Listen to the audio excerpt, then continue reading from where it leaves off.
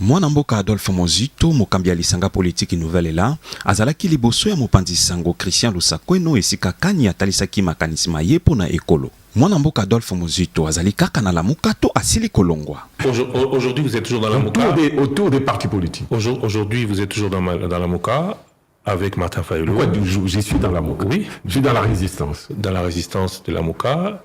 Et quand tu dis toujours, c'est comme si par après il n'y aura pas la Moka et tu avais une prédiction là-dessus. Je corrige, vous êtes dans l'alliance avec les CID, Nouvel Élan et ACID.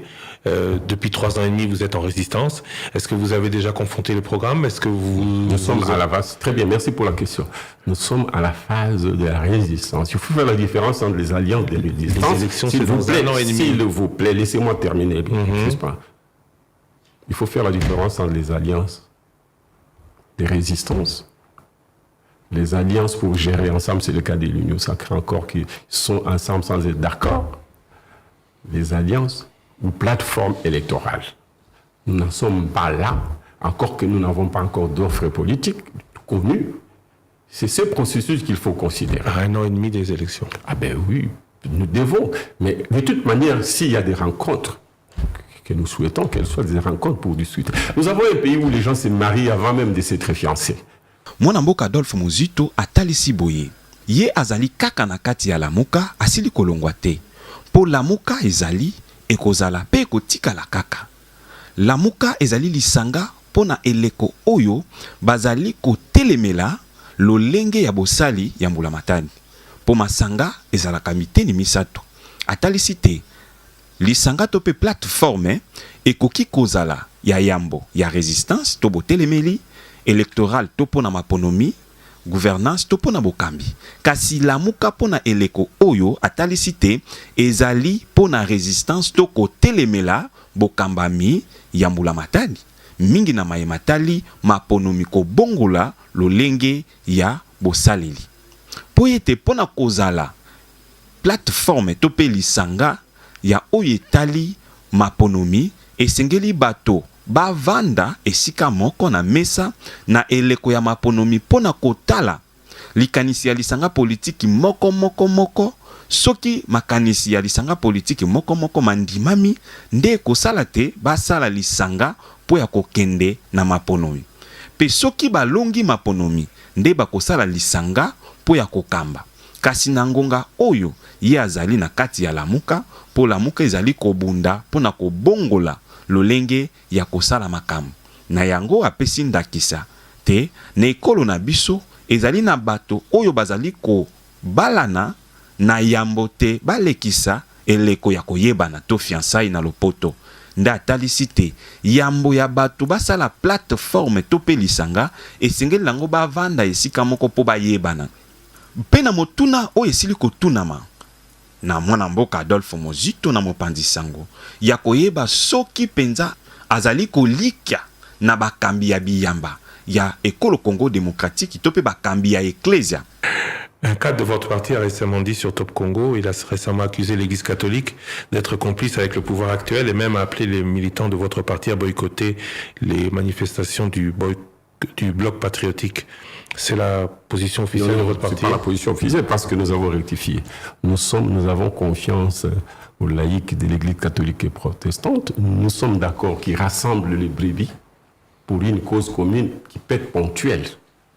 Mais si c'est pour créer un bloc signifie une structure, bloc signifie des objectifs, des éléments constitutifs qui s'engagent sur ces objectifs en tenant compte de ces objectifs. L'objectif actuel, c'est la lutte pour la vérité des urnes. Je n'ai pas l'impression que tous on lutte pour la vérité des urnes parce qu'il y en a parmi... Oui, mais c'est la prochaine vérité des urnes. La vérité des urnes, c'était il y a 3 ans et demi, on en parle encore. Non, attends, s'il te plaît, la vérité des urnes, ce n'est pas celle de 2018. Nous nous battons, fort de l'expérience de 2018, pour qu'il y ait la vérité des urnes en 2023 et pour l'éternité. Nous ne sommes pas sûrs de ça. C'est pourquoi la bataille, c'est la raison d'être de notre résistance. Nous nous battons aussi pour corollairement l'état des droits. L'état des droits commence par la souveraineté du peuple, le respect de cette souveraineté telle qu'elle est dictée par la Constitution. Voilà. Donc, pour revenir à ta question, nous avons confiance à l'Église et nous voulons qu'elle peut rassembler tout le monde. C'est comme la messe écuménique, l'Église peut vous appeler, ou les églises peuvent vous appeler au stade de martyr. Vous n'avez pas de tel doit être là, tel ne doit pas être là, vous n'avez pas le droit. Mais si c'est pour un bloc, le bloc, ça signifie une homogénéité d'objectifs.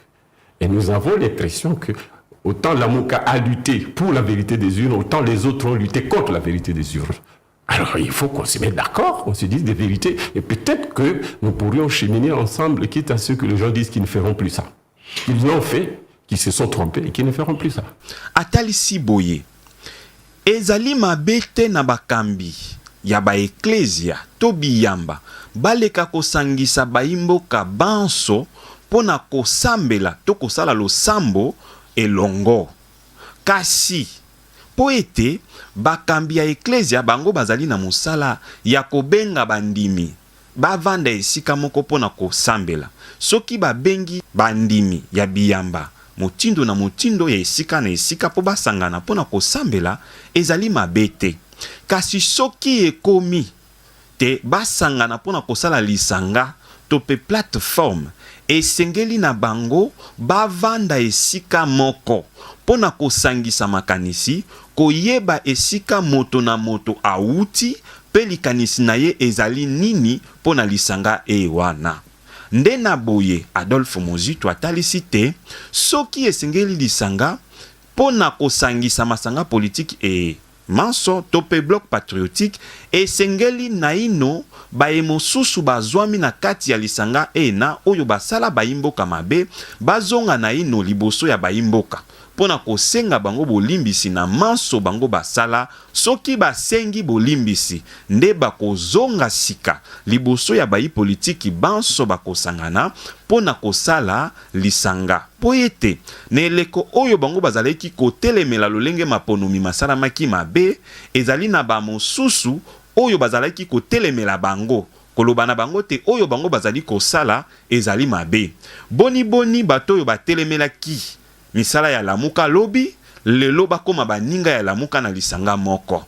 Nzoka nde yambo te bakoma lisanga esengeli ba oyo wana batelemelaki lamuka lolenge bazalaki kosenga te maponomi masama na lolenge esengeli bazonga liboso ya baimboka basenga bolimbisi bongo bango nyonso bakokoma esika moko po ete bakomi likanisi moko. Kasi soki basengi na ino baimboka bolimbisi te ezali pasi pona bango to pe pona ye aleka kosangana na baye ya motindo wana. Na motuna ya misato oyo etunami na kotalisa soki mwana mboka Adolphe Muzito asili kokumisa bakambi ya leta to pe abeteli bango maboko.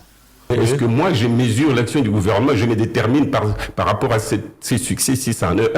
Moi je me détermine par rapport à un tableau général de la gestion du pays. Par exemple, le gouvernement peut faire beaucoup d'argent.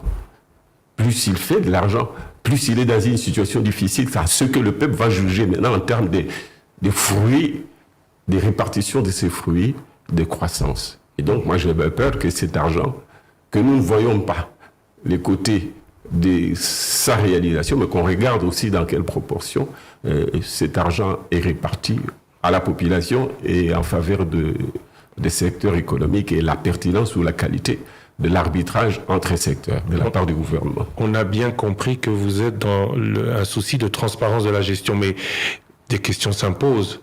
Même si vous ne voulez pas qu'on parle à qui est la responsabilité ou à qui revient le mérite de, préférant parler du système déclaratif, la mienne c'est, vous êtes inspecteur général des finances, ancien ministre du budget, ancien Premier ministre. Comment cela se fait-il qu'on ait toujours eu un budget aussi faible? Pourquoi est-ce qu'on n'a pas eu de telles performances avant? Oui, très bien. Mais les performances en termes fiscaux, en termes des recettes de l'État, se mesurent ou se déterminent par rapport d'abord à l'assiette fiscale et à la capacité de l'administration sous l'impulsion du pouvoir politique de collecter le maximum d'impôts. Moi, j'étais dans un gouvernement, j'ai conduit un gouvernement à une époque où l'assiette fiscale globalement, c'est-à-dire la production nationale sur laquelle vous prélevez l'impôt, qui était autour de 20 milliards de dollars. Aujourd'hui, nous sommes plus ou moins 60 milliards de dollars. Si moi je prélevais 10%, je prélève 2 milliards. 10% comme pression fiscale. Mais l'actuel pouvoir, s'il prélève en ayant le même effort au niveau de l'administration fiscale, prélève 10%, il va prélever 6 milliards. S'il prélève 20%, c'est-à-dire qu'il est capable de prélever 12 milliards. Donc aujourd'hui, le gouvernement fait moins bien qu'hier. Pardon? Donc aujourd'hui, le gouvernement fait moins bien qu'hier. Non, le pays fait mieux qu'hier. Le pays a connu une augmentation de sa richesse dans la durée sur 10 ans. Mais en termes d'assiette fiscale... Maintenant, la question est de savoir quelle est la capacité de prélèvement sur ces PIB qui est une donnée historique. Moi, j'ai eu 20 milliards. J'ai prélevé, à un moment donné, j'ai prélevé même 15% parce que j'ai atteint, en quittant le gouvernement, 3 milliards et demi. Alors que j'avais trouvé 300 millions. J'indique en passant que pendant toute la première et la deuxième république, je n'ai jamais parlé de deux républiques parce que pour moi, on n'est jamais rentré en république. Ils sont toujours des dictatures ou d'oligarchie. Et donc, j'ai arrivé à un moment où le budget était 800 millions de dollars. L'épargne était en dessous des 100 millions de dollars. J'ai relevé l'épargne à 3 milliards de dollars. J'ai relevé le budget de 850 millions à 3 milliards de dollars. Maintenant, la qualité de la dépense était telle que j'ai redistribué en augmentant les salaires de médecins, les salaires des enseignants, les salaires de l'ensemble des fonctionnaires, et ainsi de suite. Mais maintenant, ils prélèvent un peu plus, non pas parce qu'ils font un effort particulier en termes de pression fiscale. Ils sont entre 10 et 15, nous aussi. Sauf qu'ils prélèvent sur une richesse qui a augmenté dans l'entretemps. Donc, mais je constate que le pays a évolué principalement pour cette période, et ça commence avec les mois d'avril, ça a commencé avec mars, ça commence avec les mois d'avril. Moi, je voudrais savoir de la part du gouvernement, d'une part, quel est l'effort qui les concerne, parce que je pars de l'hypothèse, ou même du postulat, que c'est la flamme, puis la hausse des produits de base, des matières premières. Mais j'indique en passant que nous devons avoir peur de ce que probablement ces recettes vont servir, et en termes de recettes extérieures, à financer plus d'importations, de sorte que nous aurons moins de risques par rapport au fait que sur le marché international, il y a d'une part les produits dont nous sommes exportateurs et dont les prix ont augmenté, d'autre part des produits dont nous ne sommes pas exportateurs et qui vont nous coûter plus cher, peut-être 2 fois pire. Il s'agit des produits alimentaires, il s'agit aussi de l'énergie. Alors, la question que je pose, quel est l'effort du gouvernement ou de l'administration à partir du moment où ces recettes ne représentent que la volonté du contribuable? Ye azali kokumisa bakambi ya leta te to pe ya mbulamatali te, kasi ye azali kokumisa nde ekolo. Po ete misolo oyo esili kokota na kesi ya leta ezali misolo ya bato te, kasi ezali misolo ya ekolo. Po nkita oyo ekotisi misolo na kesi ya leta ezali nkita ya ekolo. Na yango alimboli lisusu boye. Na eleko oyo ye azalaki ntoma ya yambo to pe premier ministre, azalaki kokongola misolo ya mpako po na nkita ezalaki mingi pene ya 20 milliards. Petan azalaki kolongola mpaku to pe pourcentage ezalaki ya 10%, azalaki kozwa 2 milliards. Kasi asalaki makasi pona kokende likolo ya 10%, kasi tango akongolaki misolo ebele asalaki na yango nini? Azwaki misolo o nyonso wana atiaki yango na misala ya ekolo. Mbulamatali pona mobu 2021 basilaki kolengele misolo oyo ekoleka kosalisa misala. Misolo miango Mbulamatali asilaki kotalisa yango liboso ya bantoma ya ekolo to pe ba député bayebi motango ya misolo. Kasi mwana mboka Adolphe Muzito asili komona te na sanza ya minei misolo esili kokota ebele oyo esali te eleki oyo Mbulamatali alengelaki pona mobu 2022.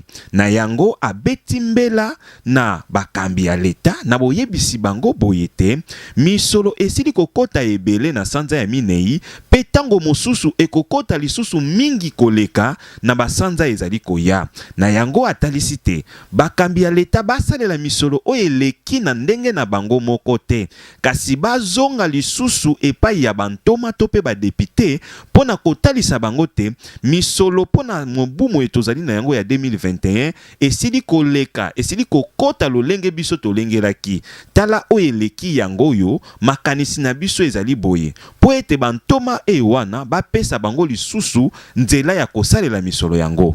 Kasi soki bapesi nzela esengeli na mbula matadi abakisela basali ya leta misolo ndakisa abakisa lifuti ya balakisi minganga pe basali nyonso ya mbula matadi pe lisusu azongisela bituka to ba province o ezali retrocession na bango po bango pe bayeba kosala misala na bango lolenge esengeli po ete misolo miyemi kozonga na bituka ekosunga te bantoma to pe ba député provinciaux baleka kofutama na boyende mwana mboka Adolphe Muzito atalisi te eloko esali te misolo miye mikota ebele ezali ponkita ya ekolo na libanda talo na yango ezali komata nde atalisi te tango basili komonisa oyo ekolo eteki libanda ekei penepene ya 60 milliards ya misolo ya Amerika nde atalisi te soki mbula matadi asili kolongola mpako na yango oyo ezali pourcentage to pe 10%